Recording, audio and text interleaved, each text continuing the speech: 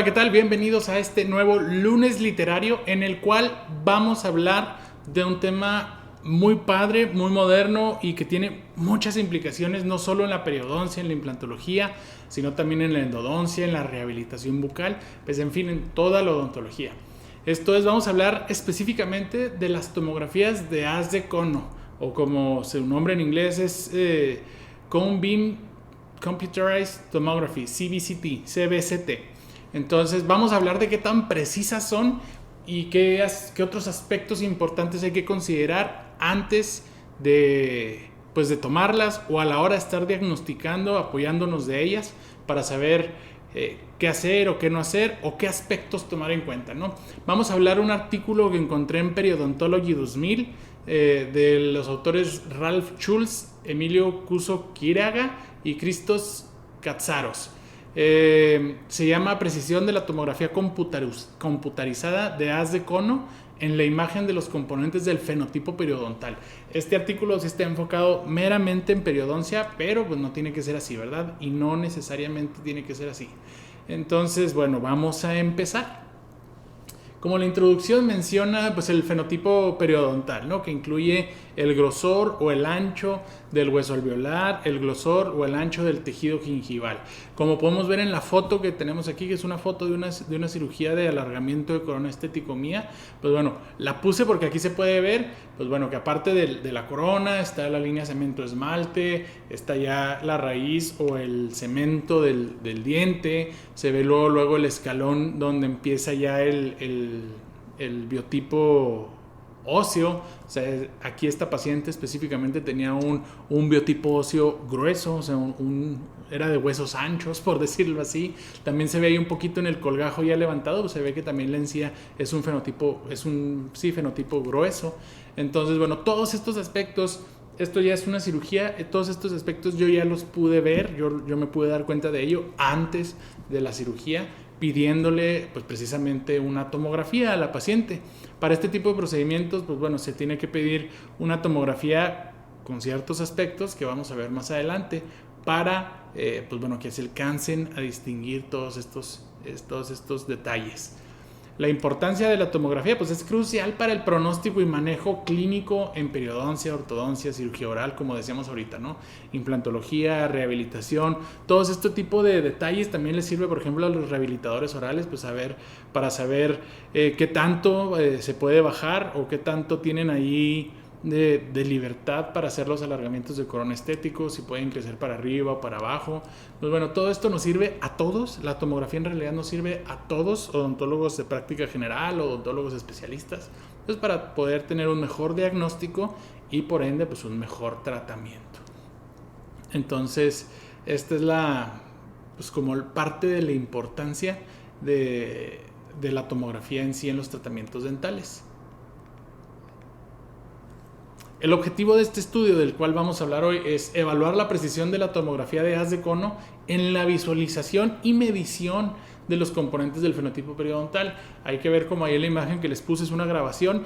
Pues en la tomografía lo padre o lo interesante es que podemos medir qué tanto tejido óseo hay, qué tanto tejido blando hay, qué tan podemos saber qué tanto, por ejemplo, en el caso de la implantología, como vemos en esa imagen, el tamaño del implante que podamos poner, que tengamos los márgenes libres. En la implantología es muy importante dejar por lo menos 2 milímetros de soporte óseo vestibular para que a lo largo de la integración del implante no vayan a desaparecer esos tejidos de soporte y pues vayamos a tener alguna complicación. Entonces, para ese tipo de cosas nos sirve la tomografía, y este estudio lo que va a hacer es va a valorar qué tan viable o qué tan fiable es la tomografía para medir todos estos aspectos que, pues bueno, a fin de cuentas los clínicos estamos confiando en el estudio para poder llevar a cabo nuestro diagnóstico y para poder diseñar nuestro plan de tratamiento. Por lo tanto, se me hace muy relevante y muy importante. La metodología que hicieron, pues bueno, básicamente revisaron literalmente sobre tomografías computarizadas. Agarraron y midieron, bueno, esta tomografía aquí en este paciente se ve, la cortical vestibular de tal medición, ¿no? O sea, agarraron a medir ciertos parámetros y después lo comprobaron clínicamente. También analizaron el tamaño del voxel, la calidad de la imagen, la resolución espacial y los errores geométricos. Es decir, aspectos ya muy técnicos de las tomografías para ver qué tan exactas son. El tamaño de voxel, lo que les puedo decir de lo poco, si quieren verlo de alguna manera, de lo que sé técnicamente de la tomografía, pues el tamaño de voxel es como el píxel. Todo el mundo sabemos, yo creo que lo que es un píxel es como el cuadrito de las pantallas. Mientras más píxeles haya en las pantallas, pues más nítida se podrá ver su imagen. Y pues de eso hablando, por ejemplo, de las televisiones, de eso depende si es una televisión alta definición, 4K, 8K, QLED, ULED, UHD, bueno, del tamaño, de qué tantos píxeles hay en la pantalla, ¿no? Y de todas maneras, y de igual manera, en la tomografía, pues bueno, mientras más voxeles haya, supuestamente, según lo que tengo entendido, es más nítida será la imagen. Por ejemplo, si en una tomografía, digamos, de un diente tenemos únicamente 8 voxeles, pues probablemente no es tan confiable, ¿verdad? Porque 8 voxeles es una cantidad muy, muy limitada para dar todo el detalle de toda la estructura de un diente. Sin embargo, si tenemos a lo mejor 1080 voxeles, pues bueno, es un poquito más específico, se alcanzan a notar ciertas sombras, se alcanzan a notar ciertos espacios y ciertas distancias. Y pues bueno, de eso va a depender. Entonces, también sé que el voxel no es nada más como un cuadrito en 2 dimensiones, sino también pues tiene 3 dimensiones, porque a fin de cuentas la tomografía pues es tridimensional, ¿no? Entonces, todo ese tipo de aspectos analizaron en este estudio para saber qué tan confiable es, por lo cual a mí personalmente se me hace una buena metodología. Y bueno, los resultados, tenemos resultados de 3 tipos, ¿no? Resultados en cuanto a la reconstrucción de la imagen, que hay que recordar que que una tomografía tiene la ventaja de que nos da una reconstrucción de la parte a la cual le tomemos pues la imagen, ¿no? Para las tomografías, por ejemplo, las que uso yo de implantes dentales, pues bueno, probablemente serán ambos maxilares, un poquito más el maxilar hacia los senos maxilares. Entonces, bueno, también te da la reconstrucción. Hay que ver también qué tan fiable es, y precisamente eso dice, ¿no? Generar imágenes a 3D a partir de 2D. Hay que recordar que las tomografías, como funcionan, es que van tomando, digámoslo, muchas radiografías y las va apilando o las va ordenando consecutivamente, ¿no? Esos son los mentados cortes. La tomografía tiene miles de cortes, es decir, va dividiendo, por ejemplo, a la mandíbula en muchas cosas, va haciendo varios cortes y luego las junta, y con esas imágenes hace la reconstrucción. Y aquí, en estos resultados, el estudio detectó que hay errores debido a la naturaleza de los voxeles. Como les decía, los voxeles son esos cubitos con los cuales la tomografía juega y va acomodando los cortes. Entonces, ahí detectaron ciertos errores por la naturaleza de los voxeles. En cuanto a la calidad y a la resolución de la imagen, si tú vas a confiar, por ejemplo, en una tomografía para hacer, por ejemplo, una elevación de seno o una lateralización del nervio alveolar inferior, pues bueno, necesitas que sea muy exacta y muy precisa para saber qué tanta distancia tienes que recorrer o qué tanto puedes hacer una osteotomía sin comunicar, por ejemplo, en la implantología en el área maxilar. Entonces, esa calidad y esa resolución, como les decía ahorita, está determinada por el tamaño del voxel. Mientras un voxel sea más chiquito, te da oportunidad a que capte, junto con los demás voxeles que hay a su alrededor, un poquito más de nitidez en la imagen.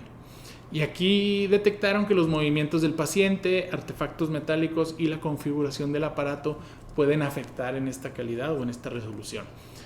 Obviamente hay que considerar que cualquier medio de imagen, radiografías periapicales, panorámicas, cualquier medio de imagen que vayamos a tomar, incluso resonancias magnéticas, dependen que el paciente se quede quieto para que el aparato pueda tomar una buena fotografía, por así decirlo, de los tejidos.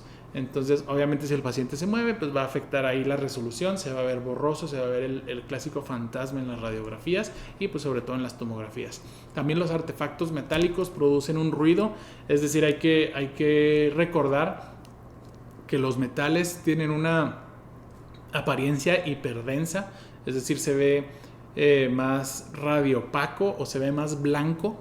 Pues todos los términos que hay para describir eso, ¿no? Que la radiación no los atraviesa tan fácil, entonces tienden a verse blanco.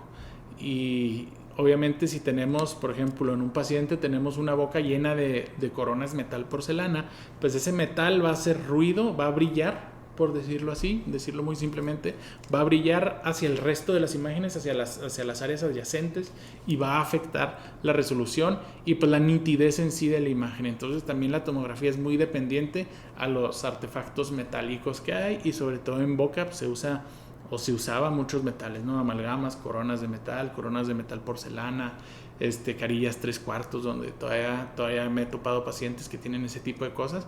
Pues hay que saber, incluso implantes, el material, las gutaperchas también producen aunque no sean metálicos tal cual, producen este ruido propio de los artefactos metálicos o hiperdensos, y pues tienden a afectar en sí los tejidos adyacentes y no se ven tan nítidos.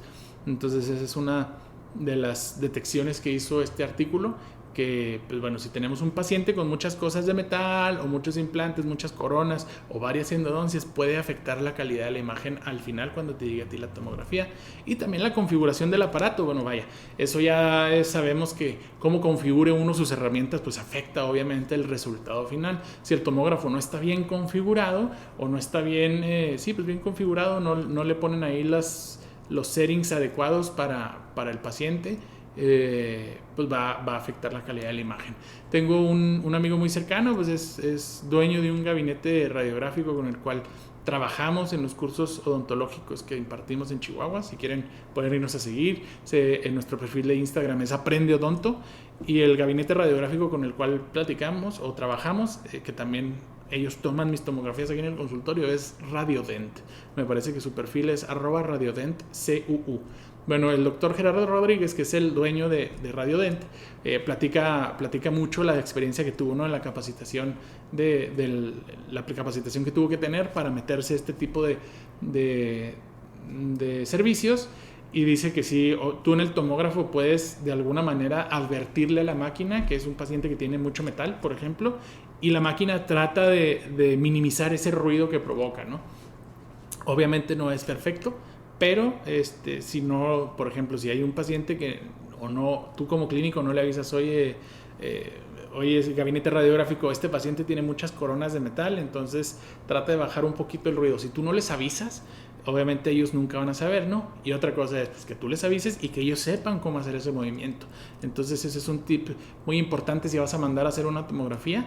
Pues bueno, si hay muchas prótesis, implantes, muchas endodoncias realizadas en esa boca, les avises para que ellos puedan configurar el aparato adecuadamente. Y también los factores anatómicos. Hay que tener en cuenta que hay ciertos factores anatómicos que son difíciles de visualizar con precisión, y cuando estaba leyendo el artículo el que más se me quedó marcado fue precisamente la cortical vestibular. Decía o hacía la comparativa el artículo sobre una tomografía que se hizo en la cual pues aparentemente el paciente no tenía nada de cortical vestibular a cierta altura de su raíz, ¿no? Y a la hora de hacer la cirugía o a la hora de intervenirlo quirúrgicamente se dieron cuenta que sí, y de ahí llegaron a la conclusión que hay ciertas dimensiones que más adelante vamos a ver que el tomógrafo ya no alcanza a detectar. Entonces si tienes algo muy chiquito de ese tamaño que les voy a presentar a continuación, probablemente el tomógrafo no lo alcance a detectar, sin embargo ahí está, lo cual me parece importante porque bueno, uno se programa los procedimientos, hablando por ejemplo específicamente de la implantología o de alguna regeneración ósea. Pues bueno, si tú no detectas una cortical vestibular, pues tú te preparas con materiales o con alguna técnica para poderla reemplazar y de alguna manera contener el injerto o el implante que vas a colocar. Y si al final descubres que, bueno, abres y si encuentras por lo menos algo muy delgadito, eso yo lo vería como un hallazgo bueno. Sin embargo, pues sí cambia todo lo que tienes planeado, porque bueno, ya no necesitas tal vez hacer una técnica de autotransplante de corticales, donde tomas un bloque cortical, lo divides en dos y luego ya haces tu pared vestibular acompañada de un tornillo, ¿no? A lo mejor si tienes una cortical, aunque sea delgadita, pues te podrías echar mano de una membrana de colágeno o de algo un poco menos invasivo. Obviamente te cambia todo el plan de tratamiento, pero yo creo que es una buena noticia a final de cuentas. Entonces estos son los resultados que encontraron básicamente en tres aspectos: reconstrucción de imagen, calidad y resolución y factores anatómicos. ¿Cuáles son las recomendaciones clínicas y técnicas que dan para llevar a cabo un mejor estudio, para tener un mejor resultado. Número 1, inmovilizar a tu paciente. Todos los tomógrafos pues, ya tienen, igual que los ortopantomógrafos, ya tienen el soporte para que el paciente apoye su barbilla y algunas tiras, algunos straps para agarrarlo de aquí a la frente y que el paciente se mueva lo menos posible. A mí me ha tocado en algunos casos que necesitamos pedir una tomografía a boca abierta para ver ciertos detalles de la articulación y los pacientes batallan mucho para mantener pues la apertura. Entonces tú ya te esperas de entrada que la tomografía pues va a salir con cierto error o con ciertos fantasmas. Entonces pues bueno, son detalles que hay que tener en consideración, ¿verdad?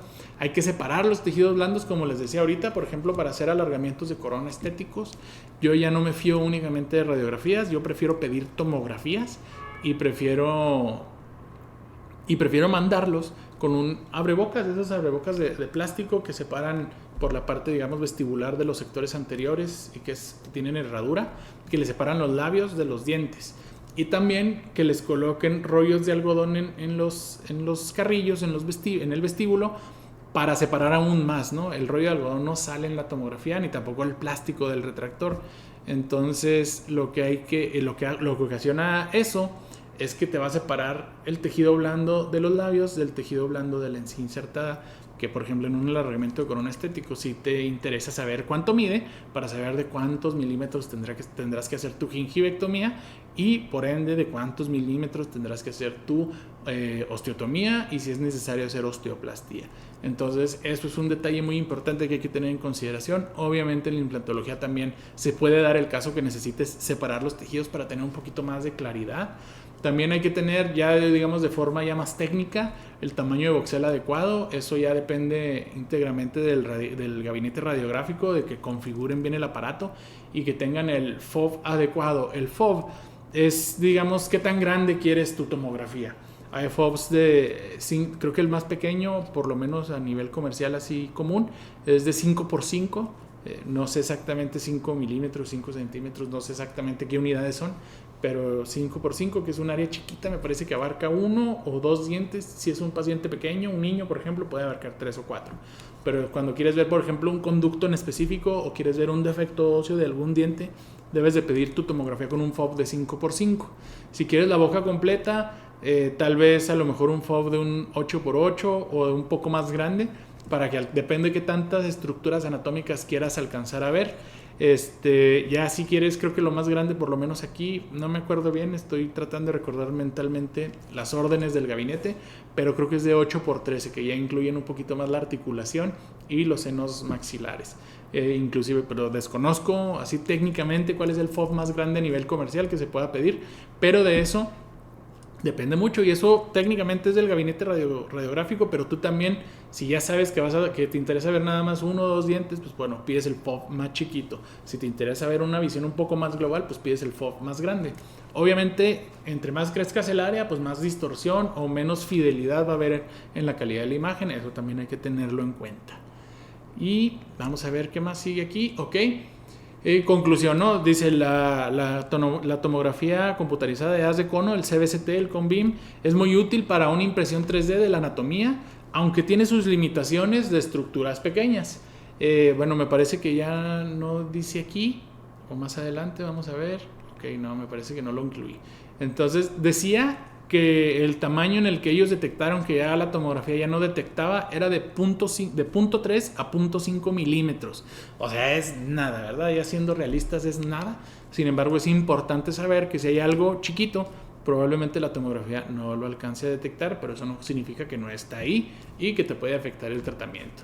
Eso es, yo creo que es una herramienta muy útil porque aunque sea la reconstrucción, como decía, ¿no? La reconstrucción así en 3D que te da la tomografía, a mí me parece muy buena porque incluso me deja ver si voy a, por ejemplo, si coloco un implante, me voy a la reconstrucción y veo si se ven las cuerdas del implante en la reconstrucción, yo ya sé que necesito ahí regenerar esa parte del hueso y me voy dando una idea dependiendo del tamaño del defecto, dependiendo del tamaño que se vea las cuerdas del implante. Ya sé si puedo compensar con una regeneración ósea con una membrana de titanio o si necesito algo un poco más potente, ¿no? Por eso me encantan a mí las tomografías, la verdad. Yo sí tomo radiografías todavía en consultorio, pero ya es algo muy limitado, para la cual pido, por ejemplo, una radiografía panorámica. Ya nada más las pido para las extracciones de terceros molares, para ver la relación con el dentario, ¿no?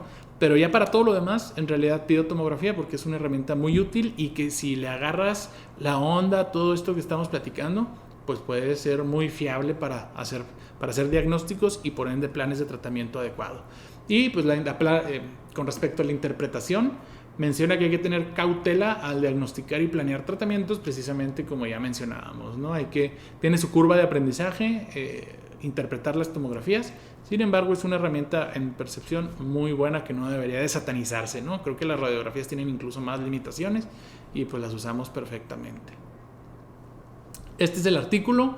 Está muy bueno, está muy corto también. Entonces creo que es un artículo que debemos de tener ahí de cabecera. Me parece que está en libre acceso en Periodontology 2000. Y de igual manera voy a tratar de ir haciendo un compendio o una recopilación digital de los artículos que voy interpretando en los lunes literarios. Para quien quiera, pues me pueda mandar un mensaje y con gusto se los compartimos. Muchas gracias por estar de nuevo con nosotros en este nuevo lunes literario. Vamos a tratar de hacerlo cada lunes para seguir transmitiendo la odontología basada en evidencia, ¿no? Hay que tener fundamentos para hacer nuestros tratamientos, que a fin de cuentas, pues si los hacemos más confiables, si estamos más enterados, haremos tratamientos más confiables y por ende mejoraremos los resultados que tengamos y mejoraremos en sí la vida de nuestros pacientes. Si no me siguen en redes sociales, vayan a seguirme, @periodoncistachihuahua. Les repito, también estamos iniciando una academia de educación continua en odontología. Es la Academia Dental del Norte y nos pueden ubicar en Instagram como @aprendeodonto. Tratamos de tener cada mes algún evento, ya sea una plática, algún curso, congresos no hacemos, conferencias. Tratamos de hacer algo cada mes. Lo hacemos obviamente aquí físicamente en Chihuahua. A veces lo hacemos en Ciudad Juárez. Hemos tenido pláticas en Ciudad Juárez. Y pronto estaremos haciéndonos más digitales por medio de Zoom, de la plataforma Zoom. Pero por lo pronto vayan a seguirnos, @aprendeodonto, y también vayan a seguir mis perfiles. Cualquier comentario, cualquier duda, pues, retroalimentación, todo es bienvenido. Entonces, muchas gracias por acompañarnos y nos vemos la próxima semana.